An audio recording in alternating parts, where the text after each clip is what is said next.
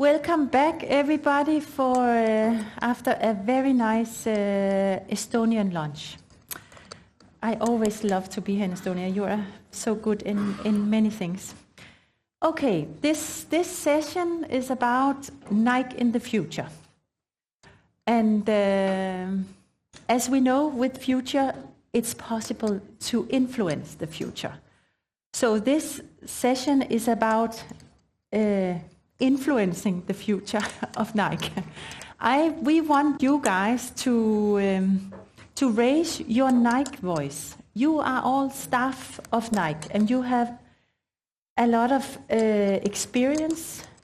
You know what's going on. You know what the real deal is of NeIC. The benefit that you are creating, that you are developing along with your colleagues, the reason why you attend the NeIC meetings, your NeIC collaborations, and so forth. We want you to think why, what is the driver of you doing that? Maybe it's your boss telling you you should do this, but maybe it's also something else. And this is what this session is all about. We in the Nordics is a true test bed for. If I'm not too, I'm not used to being too ambitious, but to the world. I must admit, I've been working very closely with NeIC and first time I think Gudmund raised the ambition. He said, we are going to be a global role model within infrastructure. And I said, yeah, this is good. It's nice. What does it mean? And how can we do this? And then after, I think, especially in my work in ETAIS Nordic, I realized, yes, we are. We are really a global role model among working with infrastructure, cross borders. We can really become, and we are really front runners in many ways. And I think that we sometimes forget that when we sit and work in our different dedicated projects as experts, as we do. So it's about sometimes taking a helicopter view. We have a Nordic community, very strong. We have a Nordic Council of Ministers that has a governance structure across 5 countries. This is nowhere else to be seen in the world, and this is the reason why we can be a global role model also in that kind of aspects. So, and as I said, you may not always realize the impact that you are doing when you are working dedicated into your projects and with your respective expertises.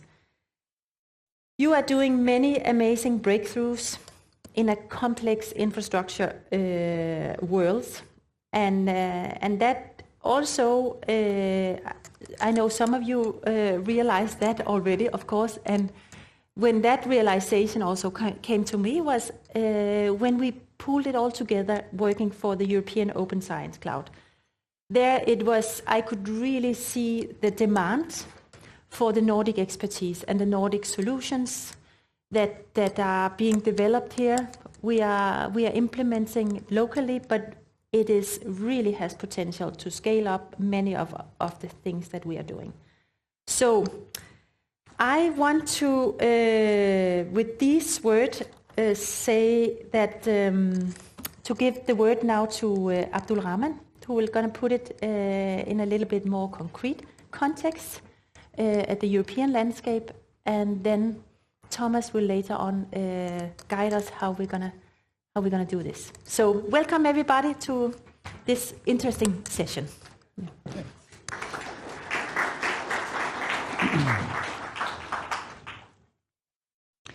Yes, so I will speak about 2 things.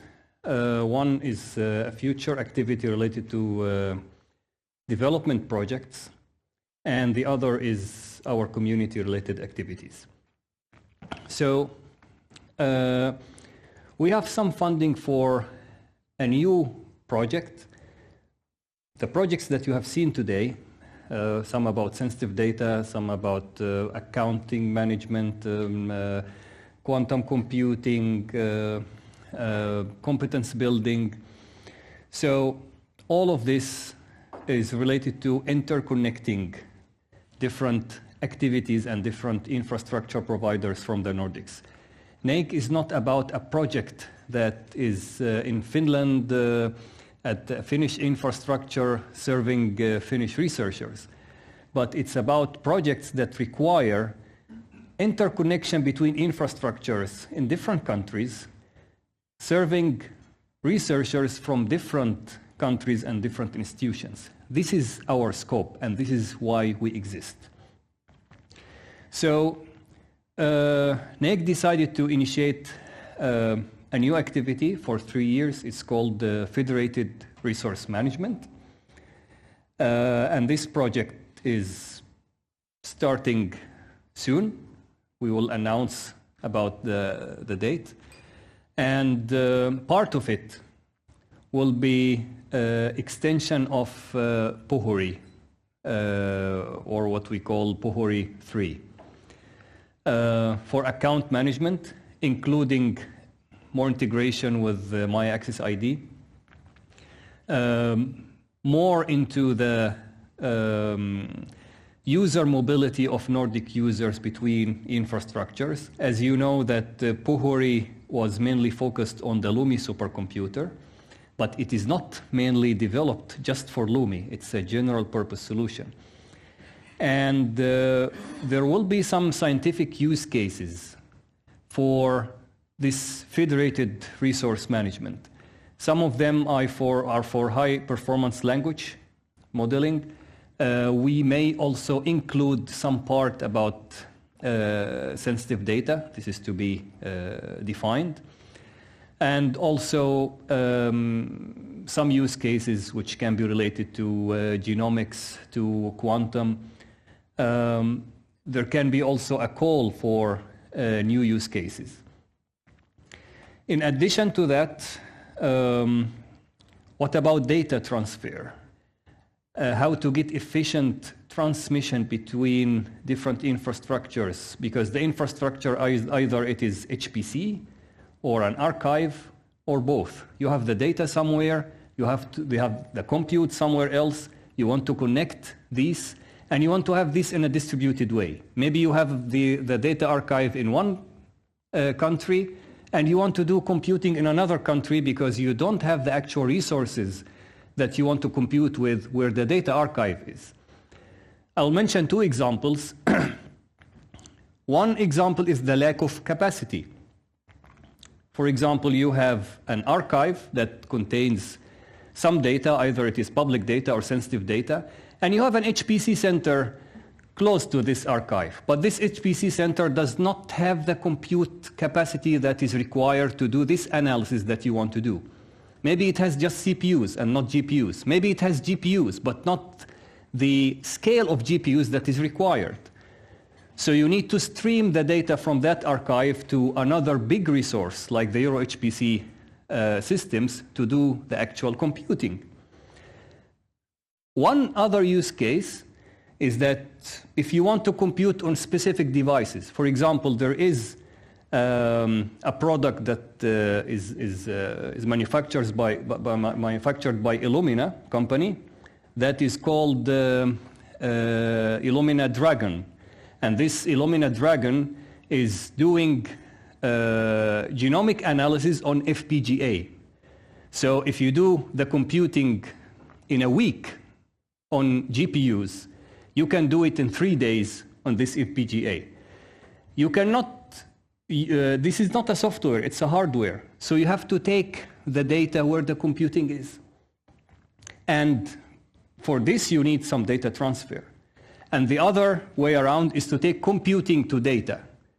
Some people misunderstand that. How can I take compute to data? You are not actually moving the servers. But when you take compute to data, it means that you take the actual tools, whether these tools are virtual machines or containers, but the place where the data is needs to have the compute power. This is not also very trivial because the containers or tools that you have installed in one infrastructure is not necessarily operational on the other. So you need to have some sort of portability. And the data transfer can be the streaming of the actual scientific data from the archive to the compute, or the transfer of the tools. And these tools can be shared in different ways, whether you put them in public repositories or shared file systems like the CERN CVMFS. Totally a lot of various ways that can be emphasized for sharing these tools.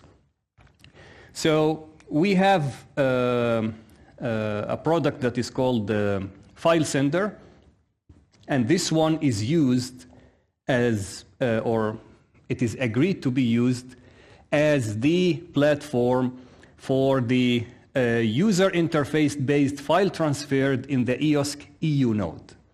And if you don't know what the EOSC EU node is, you heard about the EOSC portal or the EOSC marketplace. This is going to be obsolete. It is going to be replaced by something that is called EOSC EU node. And how many of you are having services in the EOSC portal or EOSC marketplace? Yes. So probably you got an email asking for you for a consent to move all of the services from the marketplace to the EU node. And then there will be national EU nodes in different countries. So we got this file sender to be the file transfer protocol for interactive file transfer for the EU node, which means that it will be popularized on the other national EOSC nodes. So this is a development project. We will develop Pohori more, and we will develop the file sender more to make it more suitable for a proper like large-scale federation. There was the Euro HPC procurement call, the Euro FP call. There are some dialogues going on for the purpose, if we get this approved to use Pohori for it. This is a procurement call. It's not a development type of call. So hopefully, if this happens, then Pohori can be used for access control on the other Euro HPC systems, and then the product will be owned by the joint undertaking. But the integration between this federated resource management project, that this is a development project, while the other one will be a procurement project, so that what we can do is to work together to see what developments are needed to be done in the FRM funded by NeIC, and then the procurement part can be done with the Euro HPC joint undertaking funding. So this is a very ambitious project, very ambitious effort, and the project proposal is composed by the national providers, and we are very eager to start this very soon. Another thing is that in the future, we are planning to continue focusing on the communities. We have what is called NENEC, Nordic Expert Network for Nordic and EU collaboration.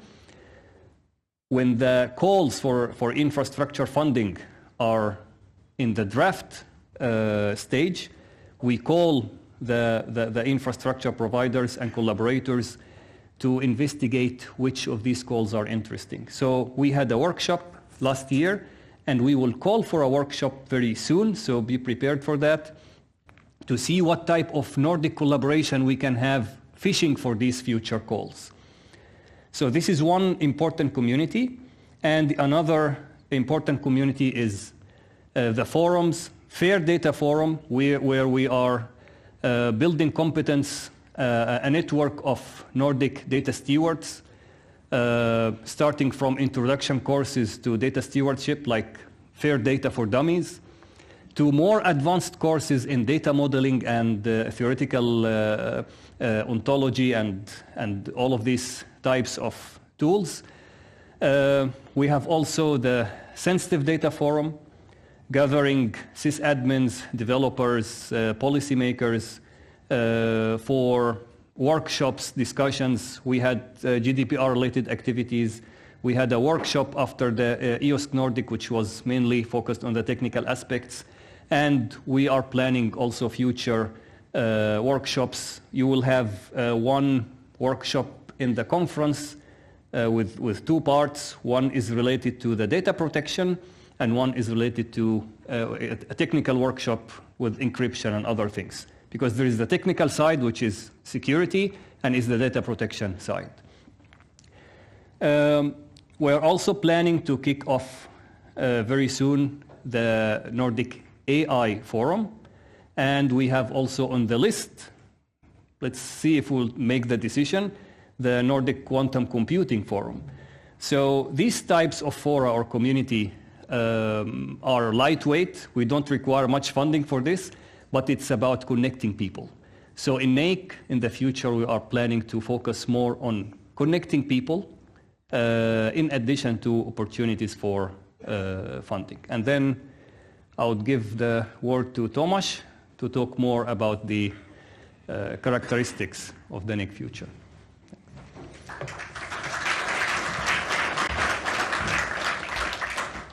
Thanks, Lene and Abdulrahman. I'm Tomasz Malkiewicz, Executive Manager at NeIC, in charge of the NeIC project portfolio, and I'll drive you through on what we know future holds. Maybe I'm even too much into the future. I'm 1 year ahead already. Sorry for that. So you will see that there are actually quite a few questions, and since this is an all-hands meeting, so also we would like you to get your hands dirty, and we would need your input for how we think the future is. Our strength in Nordics has always been that we work together. We share what can be shared. So I share with you, I think, everything that can be shared for the all-hands meeting, and hope to get input from you. How this session will be organized, there will be maybe 10 more minutes from my side to set the grounds, what is known at the moment, and then we'll have group work. We will count to 6. There will be 6 moderators: Gudmund, Abdulrahman, Vilma, Ivar, Lene, and myself. And with these 6 moderators, each of you will work for 15 minutes to provide feedback to what you will hear. And then Lene will run a sum-up session where we will be summing up your findings, and the goal is to bring it to the decision makers. So this will be our Nordic-Baltic input to the decision makers regarding the future. If you ask, what is NeIC? We are NeIC. When we've been blossoming together with EOSC Nordic, we were more than 300 people. Now we have here something like 55 people present in this room. What has been done through all these years? 26 projects and activities, 1 activity NT1. So I think each of you in this room can find yourself a spot in these 26 projects and activities. What was unique here, so it's a Nordic collaboration that delivers something. Each of these 26 have some concrete delivery. So it's not only a discussion forum, but really producing something. And I think that's the basic line behind the plan for the future for us. That we indeed would like to come up with something tangible, with as little bureaucracy as possible.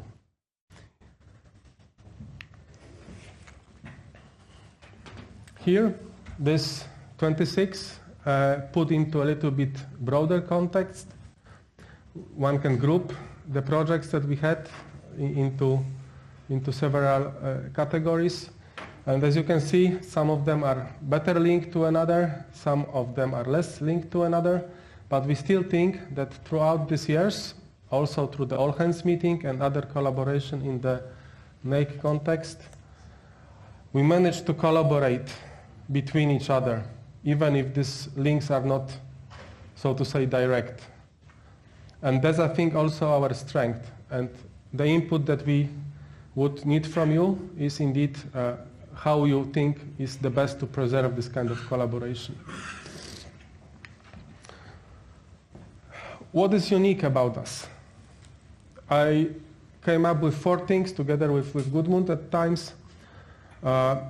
Implementing digital infrastructure collaboration based on well-known structure. So giving the credit where the credit is due. Joel Hedlund, that many of you know, came up together with the management team of NeIC at times to use Tieto Every PPS model. We have implemented it, and we have like a factory type of solution.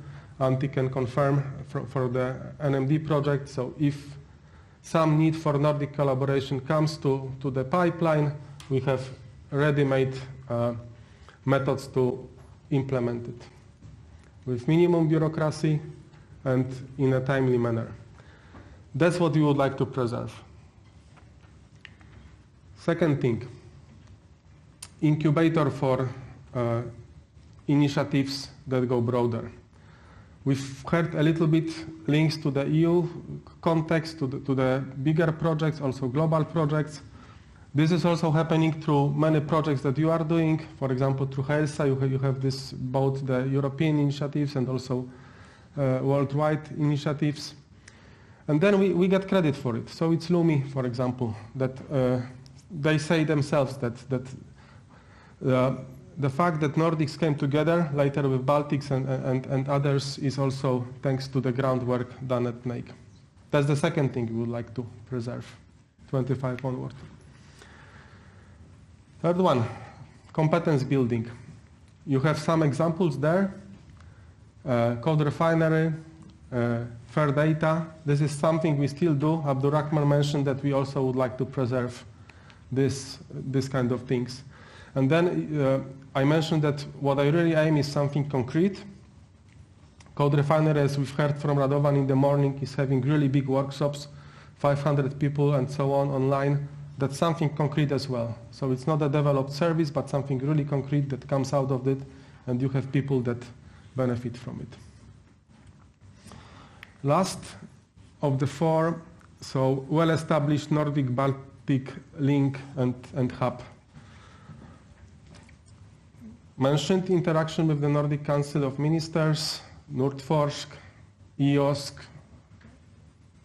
many initiatives, bringing the Nordic angle. That's the 4th element. Actually very important. So it's last but not least. Come together as Nordics and bring the Nordic point of view. Puhuri is another very good example of this, where we are active in all kinds of forums, Żant and so on. The task for us, how we preserve this.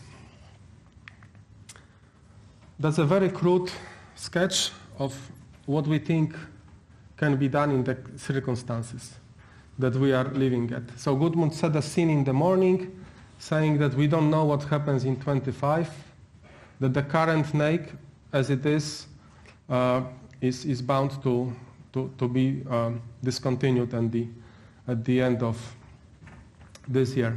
So what is proposed, what is on the table, you can see the changed name. So NeIPC, Nordic Infrastructure Providers Collaboration. That's the working title. Let's leave the brand discussion aside. With the strategy committee as a governing body, the hosting organization that we are proposing and working on is one of the 6 national providers currently involved at NeIC. We had an open invitation to provide proposals for such hosting organization. We got 3 responses with 2 proposals, and then, as we do in the Nordics, by common discussion, finding the best solution together without too much fuss, we ended up with proposing CSC as such. We've prepared a draft memorandum of understanding to have a legal, so to say, backbone for that, and this is to be discussed also during this week. Then what will be if this flies in this NeIPC collaboration starting from 25? We will have the 4 projects FRM that Abdulrahman has just described briefly. Then we have Cold Refinery 3 that spans to also next year for a couple of months, and then hopefully something can follow on this, hopefully also under this umbrella. Then we have Puhuri that spans for 5 months in 2025. We have indeed thought to continue it through FRM, at least as much as can be continued with the funding available. And then you have Nordic West spanning for 3 months in 25. And then we have on the left-hand side the backbone of NeIC, NT1. Since the circumstances are as such, I cannot tell what will happen because this is up to the funding agencies. We keep it in the diagram. That's the backbone of us, and at least if that's the wish of the funding agencies, we don't see the reason why not to have it as well in 25. But it's beyond our control completely. And then you can see on the right-hand side, what we have currently is the Nordic Microdata database. As Antti mentioned, we are now in the process of applying for funding for Nordic Microdata Database 2, that if everything goes well will start after NMD1 ends effectively 1st of December this year.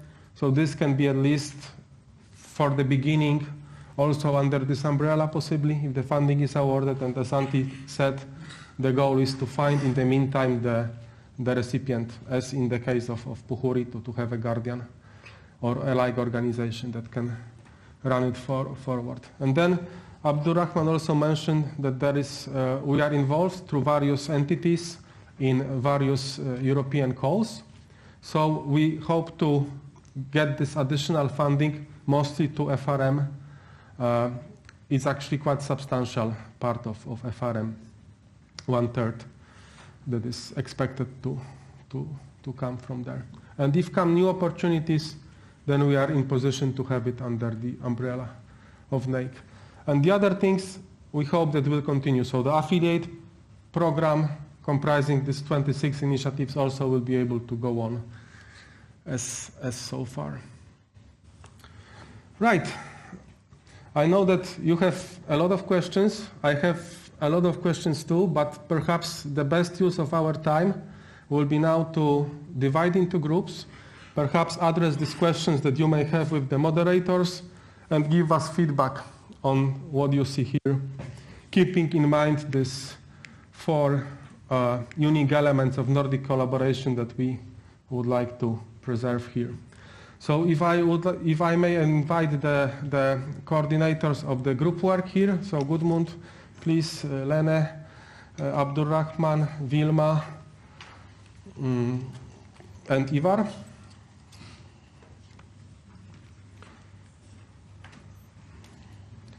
And the plan is that for 15 minutes, so until 1:50, you will find a place with your coordinator to sit down. The coordinators have links also to this slide, so this can be used as a background material for you if needed, and we hope you will help us working on that. So if we count to 6, starting from here. So please, 1, 2, 3, 4. Very nice. So I'm number 1, Gudmund is number 6. Please join us. Take your laptops or whatever you need with you. Yes.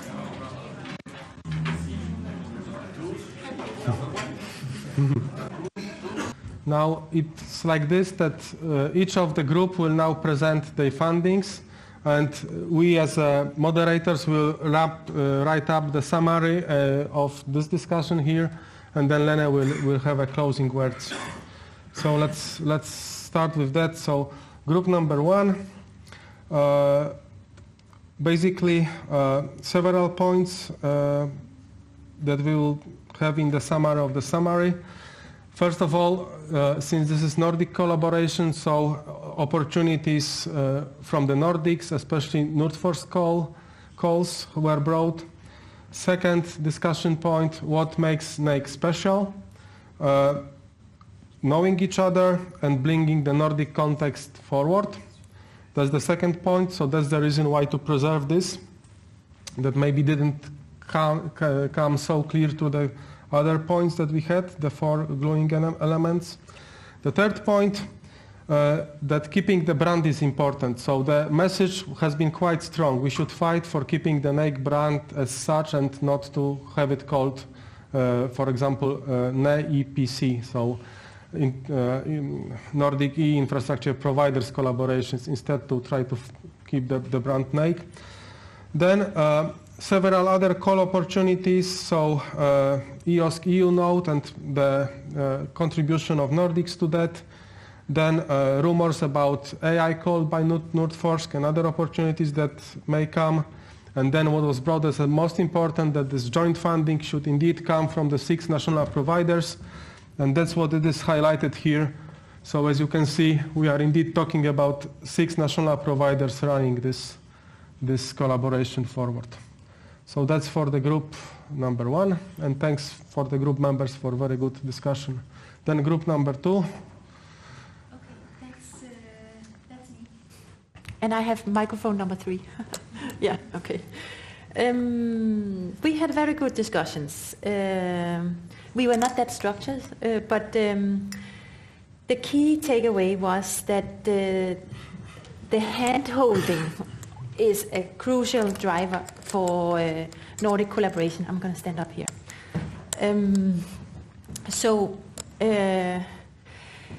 If we are to carry on Nordic collaboration, we need somebody to have holding our hands. It's not going to happen by ourselves. So I think that's pretty clear. And in that respect, we also discussed that much is not out in the open. The NeIC back office is huge. So by that we mean there is a lot of things that we work with that we take for granted, but it's actually being established in the back office part that us as a project contributors do not as such see, but it's mailing list, it's chat channel, it's PPS modeling or expertise, collaboration framework, all hands meeting. There are a very strong platform that we are working on that we should not neglect the benefit of. And not to speak about all the organizational and legal agreements that are being made and the whole management governance settings for keeping together such collaboration platforms. So this is huge. This is a huge effort that makes our collaboration doable, I would say, or this is what we have been discussed. So, and then there was a strong voice, do not change the name, NeIC. We are afraid of losing the brand name that has been built up through this many years now. So don't do that. It was pretty clear. There was NeIC collaboration is unique. It's similar. We are similar countries. However, we have a platform where we complement each other. And the portfolio of NeIC is big enough now. It's really big to start contribution from different projects, merging, so forth. So I think we can all say with clear voice that the benefit that we are creating in collaboration across the Nordic and Baltics is definitely there, and it's huge. However, we digged into how do we bring value back to our institutions, and there we saw clearly a lack of uncertainty. We are uncertain of our role we are clear on our role in the Nordic collaboration, but we are uncertain on our role on how to bring that information back into our institutions. And I think this is a clear advice for future Nordic collaboration. We must be clear on the roles that we have at the local institution to communicate back the benefits that we are gaining in the work that we do and how it's gaining our institutions that we work in. So, and from my team. Is there anything I have missed? Do there anyone want to contribute? Okay, so I think that's it from team 2. So, Vilma, yes? Yeah, just a second. I don't know if this is working. Yes. Yeah.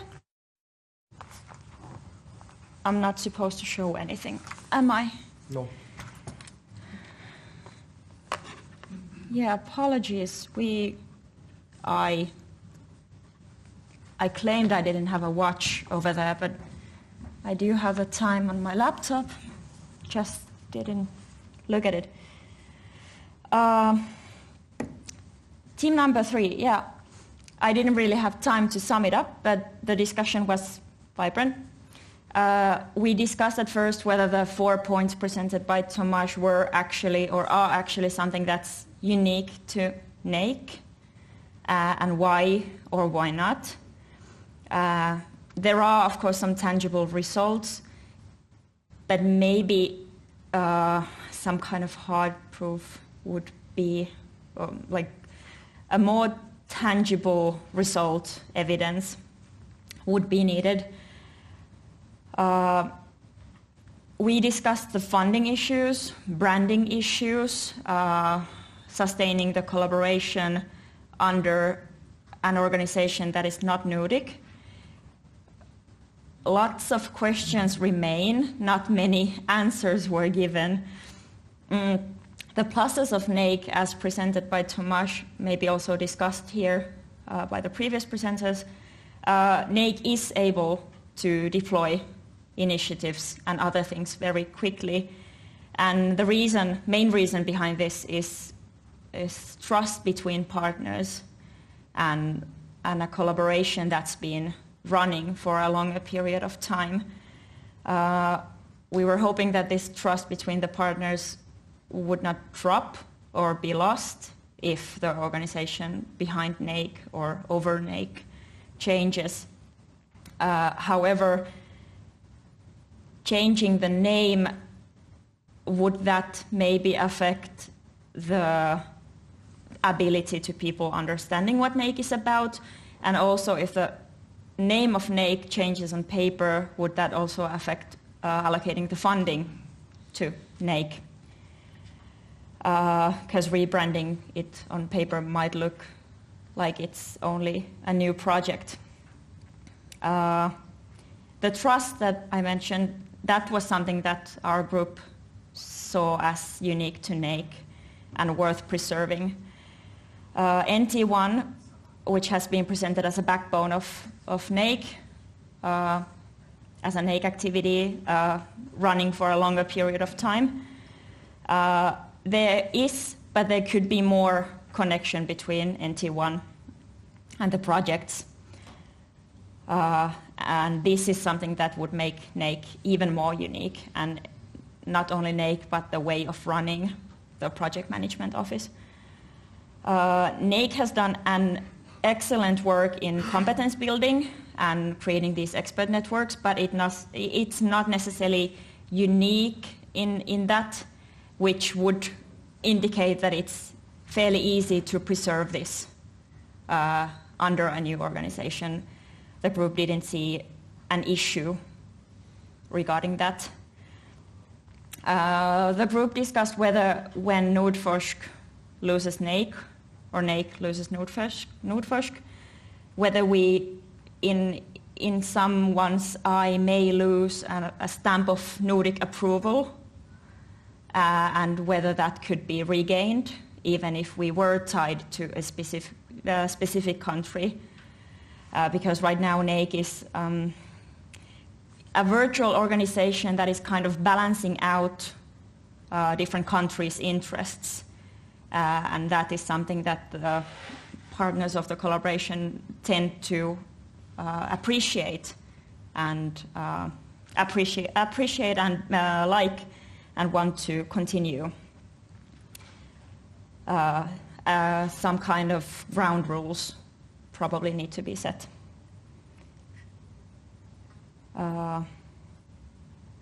Does the group have anything to add? Did I forget something important? No?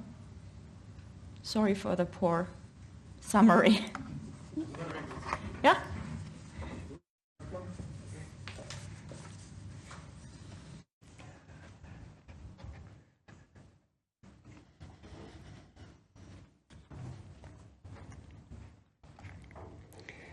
Yeah, so in the group discussion, we try to be realistic on how to constructively continue the collaboration. And it was raised how the GEON collaboration started. Everything started with a task force discussion, a group of people who are mandated by their organizations to come in task force discussion and to see how can we make something useful. Those people, they did not work together that much before, and there was no framework for collaboration. And then the task force work developed over time until several stages became GEON, what we know today.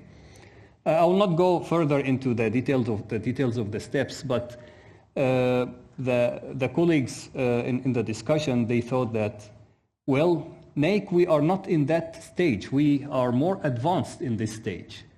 We are not a group of people who are talking to each other in the very beginning. And I gave an example when we said, let's make a task force to write a proposal for the Federated Resource Management project. We got representatives from the national providers, and we planned to make a workshop from 9 to 3 in Arlanda. And we managed to complete the proposal 2 hours before the end. Why we were that efficient? Because we know each other. We know our interests. So we are much better positioned in this than just a regular task force. But what was very important, and it was also raised in the discussion, is to be very in line with the strategic objectives of the national providers. It is not enough that the national providers, who are the owners of NeIC, they say, the collaboration is useful, the collaboration is nice, let's collaborate. And then when we come to the actual collaboration, come do some work, you contribute nothing because you have other priorities. So it's important to be honest and frank about the strategic priorities, the strategic objectives of the national providers, and bring these into the table and make sure that whatever going to be done within the Nordic collaboration is actually of interest to you, so that you don't show that you are very interested, and then when it comes to the actual contributions, you don't have the capacity to contribute because you have other interests. So the Nordic objectives to be fully in line with the national objectives. And when it comes to whether should we have NeIC as a lightweight type of community building organization, or should we continue as implementer of digital infrastructure with own funding, then the interesting opinion was that if we want to continue as an implementer of digital infrastructure, continue with development projects, the big issue is not actually where to get the money from. The big issue, the big aspect here is to have the actual network of people who are interested to work together. Because funding sources can be so many. You can get funding sources from research councils, funding sources from e-infrastructure calls by Europe, funding sources by Digital Europe calls, in-kind contributions. But you need to have something useful and people ready to contribute to it. On the other hand, we cannot say that we don't continue without funding. Funding is important. Sustainable funding is important because there are fantastic services in the Nordics, and these services need maintenance, need sustainability, and if you don't have funding, then you are not able to implement this sustainability. So these are the three main discussion points. NeIC is well established and have experience and competence in the collaboration. It's important to be very well aligned with the strategic objectives of the national providers when we plan activities. It's not hopeless case to continue as implementer of digital infrastructure, even if there are funding issues, but the funding, sustainable funding need to be kept in mind. Yes, thank you. Ivar?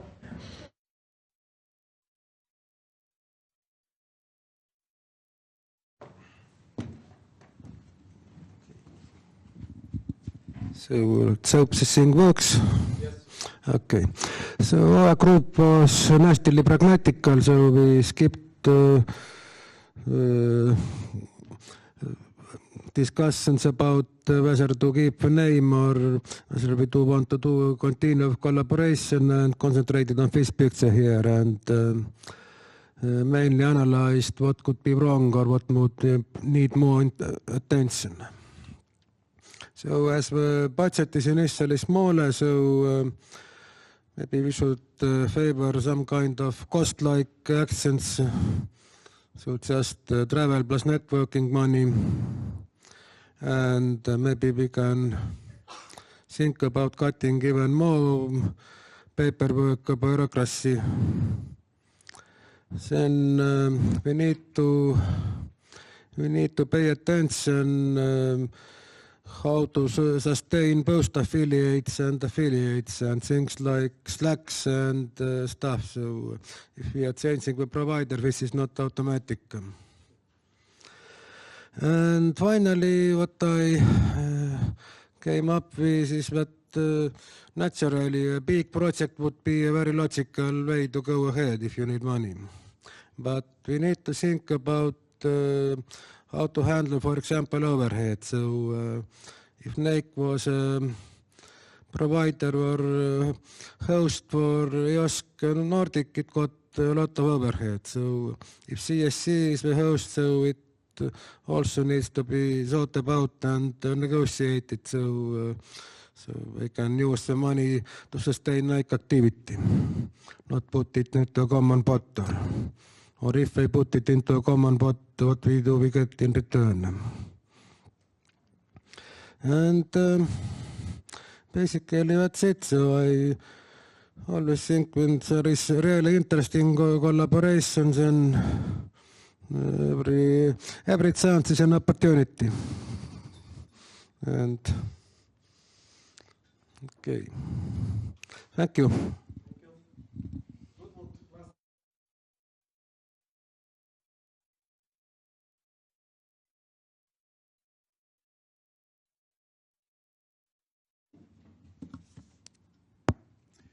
Yes. Does it work? Yes. Yes. So my team, my group, so we started with the question. What was the question? Because nobody really seemed to remember it.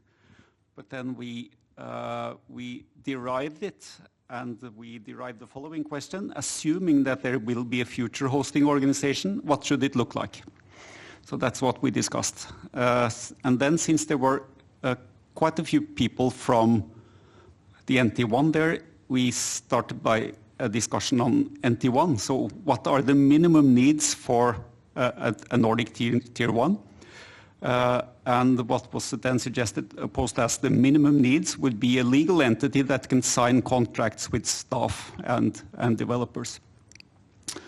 And then a follow-on was that a legal entity, such a legal entity also needs a minimum of insight into what this is about in order to handle the contracts. So there is some sort of a waterfall thing here, that one thing follows on the other. And then also related to NT1, it would be nice if such a legal entity also would be in a position to apply for funding, for external funding, because there are needs from NT1 side that is not covered by the core funding. So that's that was this part. And then for the other NeIC activities,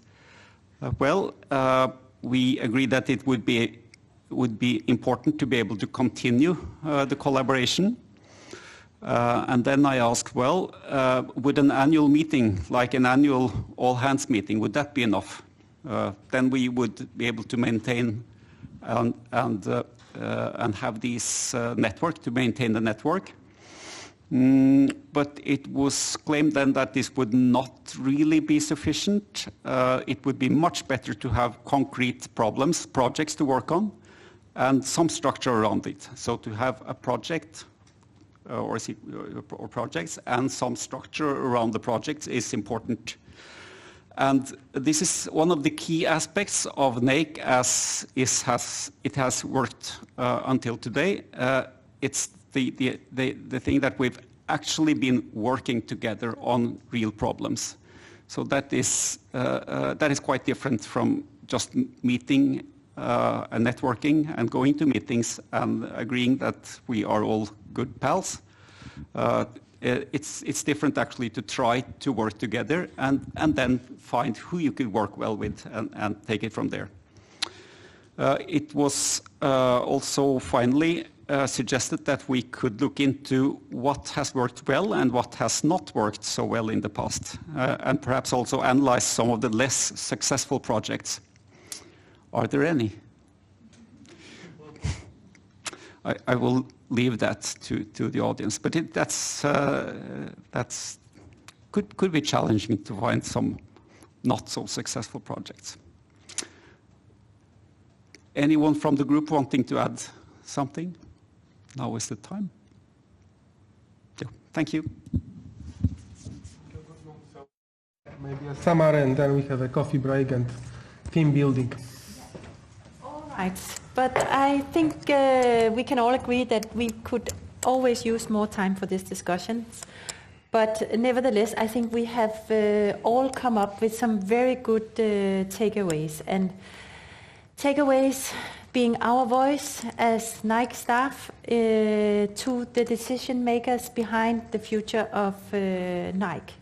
So what I have noticed down, and this is an open document and still to be influenced if I haven't put everything in.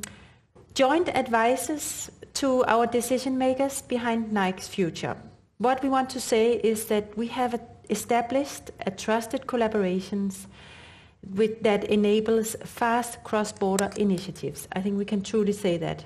We have the NeIC back office, and which is crucial for being an incubator across institution and across country borders. There needs to be a strong platform that deals with all the legal stuff, the communications, and getting actively us people together. A prerequisite for the Nordic-Baltic collaboration being strategically in line with national providers and their strategies. So not creating new strategies, but finding the common strategies across our borders, Nordic and Baltic. We need to improve to be perhaps more tangible results, strengthening local benefit realization. We are creating impact, but we are not good enough to integrate it into our local communities. But I think this is a natural phase. So, and keeping the NeIC brand, keeping our overheads down through collaboration, and then the stepwise minimum needs as Gudmund and his team were raising. So what are the minimum viable Nordic or cross-border platform creator? These steps. Are there any other issues, or if you think of any other issues during the day of today, you can come to me and I will put them in. But with that, I think I want to say thank you very much for a very efficient discussion hour. And you are now released to go and have a coffee break. And then after the coffee break, we will have a fun team building exercise in here. Yes, thanks. Thank you very much, Lene. Yeah. Yes, so let us have then 20 minutes coffee break. Let's resume 2:45 local time with the team building.